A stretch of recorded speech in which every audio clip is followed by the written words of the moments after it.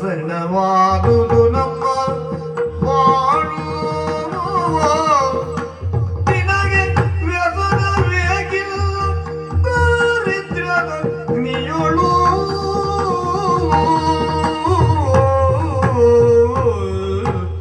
ನಿನಗೆ ವ್ಯಸನ ಏಕಿಲ್ಲ ದಾರಿದ್ರ್ಯ ಅಗ್ನಿಯೊಳು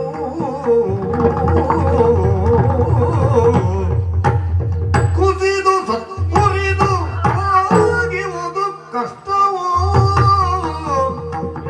ಕುಸಿದು ಸತ್ತುರಿದು ಹೋಗಿರುವುದು ಕಷ್ಟ ಕಷ್ಟಕ್ಕೆಸರಲ್ಲಿ ಸಿಲುಕಿ ನಾನು ಜೀವನವೋ ಇನಿಯ ಇನಿಯ ಇನಿಯ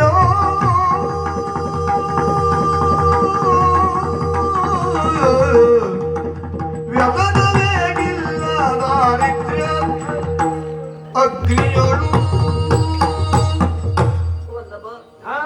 ನಿತ್ಯವೂ ನೀವಿದ್ದಲ್ಲಿಗೆ ಬರುವಾಗ ನಾನು ಸಂತೋಷದಿಂದ ಇರುತ್ತಿದ್ದೆ. ನಿಮ್ಮ ಮುಖವನ್ನು ನೋಡುವಾಗ ನನ್ನ ಸಂತೋಷವು ಅಧಿಕ ಆಗುತ್ತಿತ್ತು ಸ್ವಾಮಿ. ಹೌದು, ಆದ್ರೆ ಇವತ್ತು ಈ ರೀತಿಯಾಗಿ ಮೌನ ಮುದ್ರೆಯನ್ನು ತಾಳುವುದಕ್ಕೆ ಕಾರಣ ಬೇರೇನೂ ಅಲ್ಲ. ಏನು? ಮದುವೆಯಾಗಿ ವರುಷಗಳು ಕೆಲವೇ ಗತಿಸಿ ಹೋದವು ಸ್ವಾಮಿ.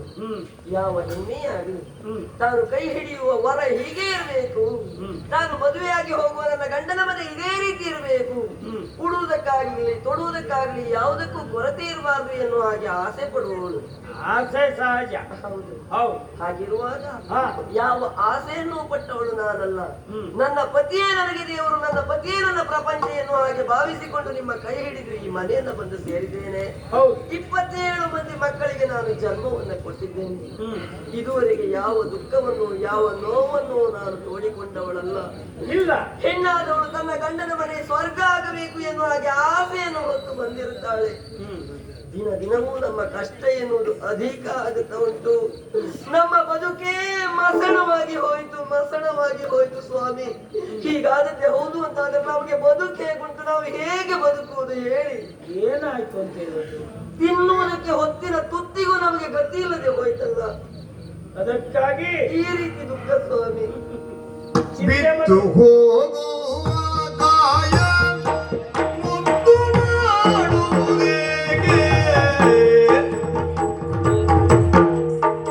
ಬಿಟ್ಟು ಹೋಗುವ ಕಾಯ ಮುದ್ದು ಮಾಡುವುದೇಗೆ ಬಿಟ್ಟು ಹೋಗುವ ಕಾಯ ಬಿಟ್ಟು ಹೋಗುವ ಕಾಯ ಮುದ್ದು ಮಾಡುವುದೇಗೆ ಇತ್ತುದೊಂದೇ ಕೃಷ್ಣ ಭಕ್ತಿ ಸಾಗೆ ಮಗೆ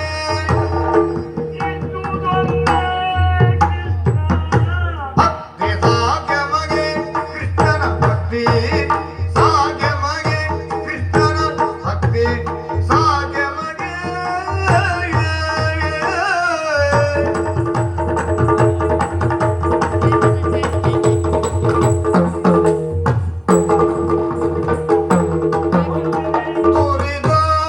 ತುರಿದಾದೋಳಂದ ಕಿರಿದಾಗಿ ಕಷ್ಟದೋಳ್ ತುರಿದಾದೋಳ್ ನಮ್ಮಿಂದ ಕಿರಿದಾಗಿ ಕಷ್ಟದೋಳ್ ನರಳು ತೀರ್ಪಾರ ನೋಡೆ ರಮಣಿ ಕಷ್ಟದೋಳ್ ನರಳು ತೀರ್ಪಾರ ನೋಡೆ ರಮಣಿ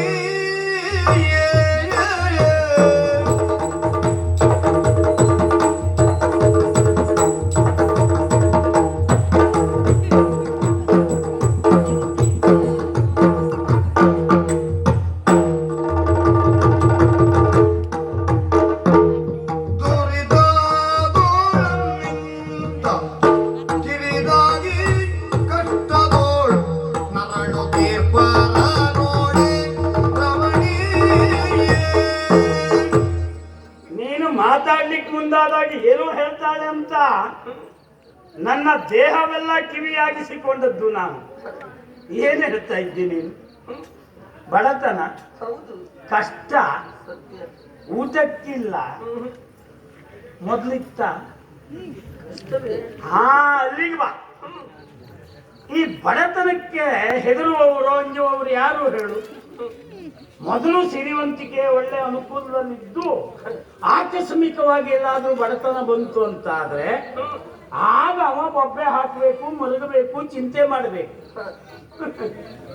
ನಿಮ್ಗೆ ವಿಷಯ ಗೊತ್ತಿಲ್ಲ, ಉಪ್ಪಿನಕಾಯಿ ಹುಳಕ್ಕೆ ಖಾರ ತಾಗ್ತದ?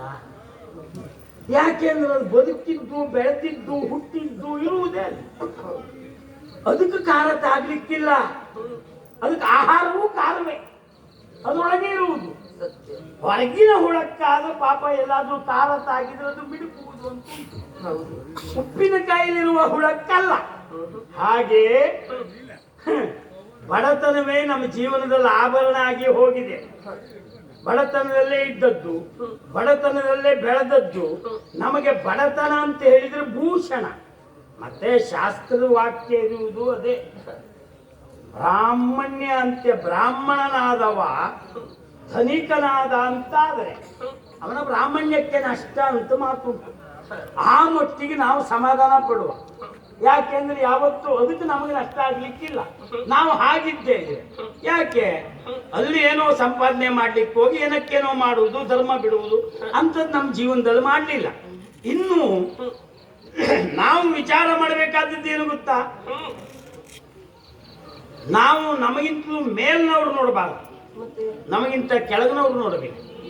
ನಿನಗೊಂದು ಕಥೆ ಹೇಳ್ತೆ. ಒಂದು ಕೈಯಿಲ್ಲ ಎನ್ನುವ ಕಾರಣಕ್ಕಾಗಿ ಜಿಗುಪ್ಸೆಗೊಂಡಂತ ಒಬ್ಬವ ಆತ್ಮಹತ್ಯೆ ಮಾಡ್ಕೊಳ್ಳುವಂತ ಹೋದ. ಈಗ ನೋಡ್ತಾ ಹೋಗುವ ಪಾಪ ಯಾರೋ ಅರ್ಧಂಬರ್ಧ ಮನೆ ಕಟ್ಟಿ ಬಿಟ್ಟಂತ ಹಳೆ ಮನೆ ಇತ್ತ, ಮನೆ ಅರ್ಧಂಬರ್ಧ ಮಾಡಿಟ್ಟದ್ದು. ಅಲ್ಲಿ ಹೋಗಿ ನೋಡ್ದ. ಹಾಗಿದ್ರೆ ಸಾಯುವುದಕ್ಕೆ ಇದೇ ದಾರಿ ಅಂತ ಹೋಗಿ ಆ ಉಪ್ಪರಿಗೆ ಮನೆ ಏರ್ದವ. ಮೇಲಕ್ಕೂ ಹೋಗಿ ಕೆಳಗೆ ಹಾರಿ ಪ್ರಾಣ ಬಿಡಬೇಕು ಅಂತ ಹೀಗೆ ನೋಡ್ತಾನೆ. ಕೆಳಗೆ ಎರಡು ಕೈ ಇಲ್ಲದೆ ಹೋದವ ಕುಣಿತಾ ಇದ್ದಾನೆ. ಎರಡು ಕೈ ಇಲ್ಲದೆ ಹಾ, ಇವನಿಗೆ ಯಾಕಷ್ಟು ಸಂತೋಷ? ಆಶ್ಚರ್ಯ ಅವನಿಗೆ. ನನಗೆ ಒಂದು ಕೈ ಇಲ್ಲ ಎನ್ನುವ ಕಾರಣಕ್ಕಾಗಿ ಆತ್ಮಹತ್ಯೆಗೆ ಹೊರಟಿದ್ದೆ, ಎರಡು ಕೈ ಇಲ್ಲದೆ ಹೋದವ ಕುಣಿತಾ ಇದ್ದಾನೆ. ಇದ್ರ ಗುಟ್ಟು ಏನಿರ್ಬೋದು ತಿಳ್ಕೊಳ್ಬೇಕನ್ನುವಂತ ಉದ್ದೇಶದಿಂದ ಮೇಲಕ್ಕೆ ಹೋದವ ಕೆಳಕ್ ಬಂದ. ಕೆಳಕ್ ಬಂದ ಹೋಗ ಅವನಲ್ಲಿ ಕೇಳ್ದ, ವಿಚಿತ್ರ ಮಾರಾಯ, ಯಾಕೆಂದ್ರೆ ನನಗೆ ಒಂದು ಕೈ ಇಲ್ಲ, ಆ ಕಾರಣಕ್ಕೆ ಆತ್ಮಹತ್ಯೆಗೆ ಹೊರಟವ ನಾನು. ಎರಡೂ ಕೈ ಇಲ್ಲದೆ ಹೋದ್ ನೀನು ಕುಣಿತಿ ಅಂತ ಆದ್ರೆ ನಿನ್ನ ಸಂತೋಷಕ್ಕೆ ಕಾರಣ ಏನು ಅಂತ ಕೇಳ್ದ. ಆಗ ಅವನು ಹೇಳ್ದ, ಏನು? ನಾನು ಕುಣಿತಾ ಇದ್ದದ್ದು ಸಂತೋಷದಲ್ಲ, ಮತ್ತೆ ಒಳಗೊಂದು ಇರುವೆ ಹೊಕ್ಕೊಂಡು ಕಚ್ಚುತ್ತಾ ಉಂಟು. ತೆಕ್ಕೊಳ್ಳುವ ಅಂದ್ರೆ ನನ್ನ ಹಣೆ ಬರಕ್ಕೆ ಒಂದು ಕೈಯೂ ಇಲ್ಲ. ನಿನಗೆ ಹಾಗಲ್ಲ, ದೇವ್ರು ಕೊಟ್ಟು ಒಂದು ಕೈ ಆದ್ರೂ ಉಂಟಲ್ಲ, ನನ್ನೊಂದು ಇರುವೆ ತೆಕ್ಕೊಳ್ಳೋದು ಮಾತಾಡ್ತಾ. ಇದು ಗುಟ್ಟು. ಹಾಗಿದ್ರೆ ಸಮಾಧಾನ ಪಟ್ಕೊಳ್ಬೇಕು. ಯಾಕೆ? ನಮ್ಗೆ ಇರುವೆ ಕಪ್ಕೊಳ್ಳಿಕ್ಕಾದ್ರೂ ಒಂದು ಕೈ ಉಂಟಲ್ಲ, ಅವನಿಗೆ ಅದು ಅವಕಾಶ ಇಲ್ಲಲ್ಲ. ಹಾಗಿದ್ರೆ ನಾವು ನೋಡಿ ತಿಳ್ಕೊಳ್ಬೇಕಾದದ್ದೇನು? ಈ ಉದಾಹರಣೆ ಕತೆ ಸ್ವಲ್ಪ ಚಿಂತೆ ತಲೆ ಬಿಸಿಲಿದ್ದಂತ ನಿನಗೆ ಏನಾದ್ರೂ ಒಂದು ಆಹಾರ ಆಗ್ಲಿ, ಯಾಕೆಂದ್ರೆ ಬೇರೆ ಆಹಾರ ನಮ್ಮ ಮನೆಯಲ್ಲಿ ಇಲ್ಲ ಎನ್ನುವ ಕಾರಣಕ್ಕಾಗಿ, ನಿನಗೆ ಮುದಕ್ಕೂ ಆದೀತು ಎನ್ನುವ ಕಾರಣಕ್ಕಾಗಿ ಈ ಉಪಮೆ ಹೇಳ್ತಾ ಇದ್ದೇನೆ. ಯಾಕೆ ಗೊತ್ತುಂಟ? ನಮಗಿಂತ ಮೇಲ್ನವ್ರು ನೋಡುವುದಲ್ಲ, ನಮಗಿಂತ ಕೆಳಗಿನವ್ರು ನೋಡ್ಬೇಕು. ನಮಗಿಂತೂ ಕಷ್ಟದಲ್ಲಿದ್ದವ್ರನ್ನ ನೋಡ್ಬೇಕು. ಅವರನ್ನು ನೋಡಿ ನಾವೇನು ಸಮಾಧಾನ ಪಟ್ಕೊಳ್ಬೇಕು ಹೇಳು? ಆಗ್ಲಪ್ಪ ದೇವರೇ, ನನಗೆ ಈ ಭಾಗ್ಯನಾದ್ರೂ ನೀವು ಕೊಟ್ಟಿದ್ದೀಯಲ್ಲ ಅಂತ ಸಂತೃಪ್ತರಾಗ್ಬೇಕು. ನಾವು ಮಾಡಬೇಕಾದ್ದು. ಯಾಕೆ ಹೇಳ್ತೇನೆ ಗೊತ್ತಾ? ಈಗ ನಮಗೆ ಉಪವಾಸ ಅಂತ ನೀವು ಚಿಂತೆ ಮಾಡ್ತಾ ಇದ್ದೀವಿ. ಇದು ವಾರದಲ್ಲಿ ನಮ್ಮಲ್ಲಿ 6 ದಿವಸ ಏಕಾದಶಿ ಆದ್ಮೇಲೆ ಆ ಚಿಂತೆ ಮಾಡಬೇಕಾದ ಅಗತ್ಯ ಇಲ್ಲ. ಮತ್ತೆ ನೀನು ಸಂತೋಷ ಪಡಬೇಕು. ಯಾಕೆ ಗೊತ್ತಾ? ಈಗ ಎಷ್ಟೋ ಜನರ ನೋಡು, ಪ್ರಪಂಚದಲ್ಲಿ ಹುಟ್ಟುವಾಗಲೇ ಪಾಪ ಶ್ರೀಮಂತರ ಮನೆಯಲ್ಲೇ ಹುಟ್ಟಿದ್ದಾರೆ. ಪಾಪ ಯಾವ ಭಾಗ್ಯಕ್ಕೂ ಕಡಿಮೆ ಇಲ್ಲ. ಕೈಗೊಂದಾಳು, ಕಾಲ್ಗೊಂದಾಳು, ಇಚಗೂ ಆಳು, ಅಚಗೂ ಆಳು, ಪ್ರತಿಯೊಂದಕ್ಕೂ ಆಳು. ಆದ್ರೆ ಅವ್ರ ಪರಿಸ್ಥಿತಿ ನೋಡಿದ್ಯಾ ನೀನು? ಎಲ್ಲರಿಗೂ ಜೀವನದಲ್ಲಿ ಕಷ್ಟ ವಿಚಾರ ಮಾಡ್ಲಿಕ್ಕೆ ಹೋದ್ರೆ ಈ ಸುಖದಲ್ಲಿದ್ದೆ ಅಂತ ಹೇಳುವ ಒಬ್ಬ ಸಿಗ್ಲಿಕ್ಕಿಲ್ಲ ಪ್ರಪಂಚದಲ್ಲಿ. ಆ ಶ್ರೀಮಂತರ ಕಷ್ಟ ಏನು ಕೇಳು? ಸಾಕಷ್ಟು ತಿನ್ನುವುದಕ್ಕೂ ಉಂಟು, ಉಣ್ಣುವುದಕ್ಕೂ ಉಂಟು. ಪಾಪ ಅಗತ್ಯಕ್ಕಿಂತ ಹೆಚ್ಚು ಮೈ ಬಂದಿರ್ತದೆ. ಅವ್ರ ಗೋಳೆ ಯಾರಿಗೂ ಬೇಡ.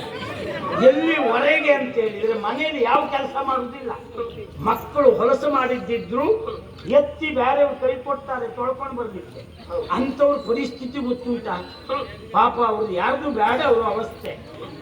ಬಂದಂತ ಈ ದಷ್ಟಪುಷ್ಟವಾದಂತ ದೇವನ್ನು ಕರಗಿಸ್ಕೊಳ್ಬೇಕು ಅಂತಲೇ ಬೆಳಿಗ್ಗೆ ಸಂಜೆ 2 ಹೊತ್ತು ನಡ್ಕೊಂಡು ಒದ್ದಾಡೋದು ನೋಡಿದ್ರೆ ಆ ಲೆಕ್ಕದಲ್ಲಿ ನಾವು ಸುಖಿಗಳು. ಜೀವಮಾನದಲ್ಲಿ ನಿನಗೆ ಮೈ ಬರ್ತದ? ಯಾವ ಕಾರಣಕ್ಕೂ ಬರ್ಲಿಲ್ಲ. ಯಾಕೆ? ತಿನ್ಲಿಕ್ಕೆ ಸರಿಯಾದ ವ್ಯವಸ್ಥೆ ಇಲ್ಲ. ಎಲ್ಲಾ ರೋಗಕ್ಕೆ ಮೂಲ ಯಾವುದು ಕೇಳಿದ್ರೆ ವೈಜ್ಞಾನಿಕವಾಗಿ ಹೇಳಿದ್ರೆ ಆಹಾರವೇ ಬಿಟ್ಟರೆ ಬೇರೆ ಅಂತದ್ದು ಅಲ್ಲ. ನಮಗ ಆ ದಾರಿದ್ರ್ಯ ಇಲ್ಲ. ಬೇಡದೆ ಹೋದದ್ದನ್ನು ತಂದುಕೊಂಡು ಅದನ್ನು ಕರಗಿಸ್ಬೇಕು ಅಂತ ಒದ್ದಾಡುವುದು ಈ ಗೋಳಿಲ್ಲ. ನಮ್ಮಲ್ಲಿ ಏನೂ ಇಲ್ಲ. ಯಾವ್ದಾದ್ರು ಕಾಯಿಲೆ ಉಂಟಾ? ಕಾಯಿಲೆ ಇಲ್ಲ. ಎಷ್ಟೋ ಜನ ಅಗತ್ಯಕ್ಕಿಂತ ಹೆಚ್ಚಿಗೆ ಬೆಳೀತಾರೆ, ಮಕ್ಕಳಿಲ್ಲ. ನಮ್ಮದ್ದು ಹಾಗ ನೋಡು, ಬಡತನದಲ್ಲಿ ಒಂದು ಮಕ್ಕಳು ನೋಡು ನಮಗೆ. ಅದು ನಿಜವಾಗಿ ಸಂಪತ್ತು ಅಂತ ಹೇಳಿದ್ರೆ ಯಾವುದು? ಧರ್ಮ ಪ್ರಜಾ ಅಭಿವೃದ್ಧ್ಯರ್ಥಂ ಸಿದ್ಧಾರ್ಥಂ ಹೌದು. ನಮಗಿದೆ, ಆ ಭಾಗ್ಯ ಇದೆ. ಹಾಗಿದ್ರೆ ಸಂತೋಷ ಪಡಬೇಕಾದ್ದು ಯಾವುದರಲ್ಲಿ? ಯಾವುದು ನಿಜವಾಗಿ ಶಾಶ್ವತವಾದದ್ದು, ಯಾವುದು ನಾವು ಬಯಸ್ತೇವೋ ಅದು ನಮಗೆ ನಿಜವಾಗಿ ಸಿಗಬೇಕಾದ್ದು ಯಾವುದು ಗೊತ್ತಾ? ಆ ಭಗವಂತನ ಧ್ಯಾನ. ನೀನು ಸದಾ ಕಾಲ ಅದರಲ್ಲೇ ಧ್ಯಾನಾಸಕ್ತಳಾಗ್ತಿ ಅಂತಾದ್ರೆ, ಸಂತೋಷವನ್ನು ಕಂಡುಕೊಳ್ತಿ ಅಂತಾದ್ರೆ, ಅಲ್ಲಿ ಸಿಗುವಂತ ಆನಂದ ಅಲ್ಲ, ಪರಮಾನಂದ ಮತ್ತೊಂದರಲ್ಲಿ ಸಿಗ್ಲಿಕ್ಕಿಲ್ಲ. ಹಾಗಾಗಿ ಚಿಂತೆ ಮಾಡಬೇಡ. ಏನ್ ಹೇಳ್ತೀರಿ ನೀವು? ತ್ರಿಜಯ